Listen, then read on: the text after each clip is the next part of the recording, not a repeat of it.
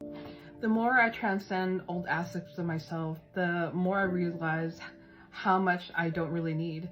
You know, when people go through this journey, you know, I keep on talking about this personal spiritual development journey. You know, it's not only kind of the mental, spiritual, and physical. Or the physical body. It also has to do with material things.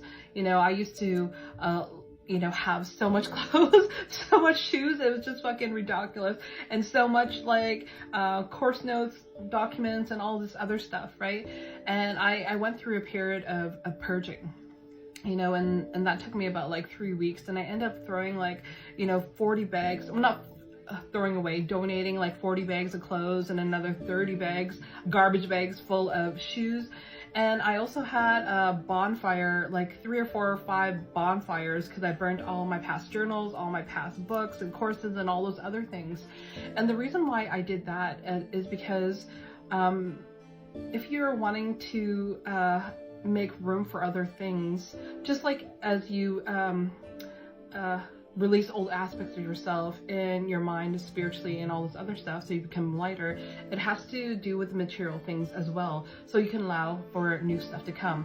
And the thing is, the reason why I burnt and fucking all that other shit is because who I wrote in those journals are no longer me. So why do I keep that dead energy, especially with old pictures, old gifts, and all those other stuff? Like, it's not me anymore. So it's kind of like that stagnant energy. So you need to kind of make room for things to enter in your life.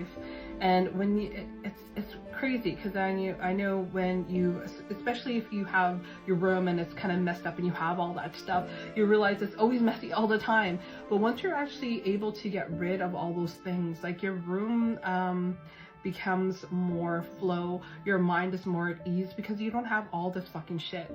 And when you realize that, you notice that you don't really need much to be happy, because your happiness is not tied with those material things. You realize that the true happiness exists from the internal joy, and that's really all you need sometimes to be happy.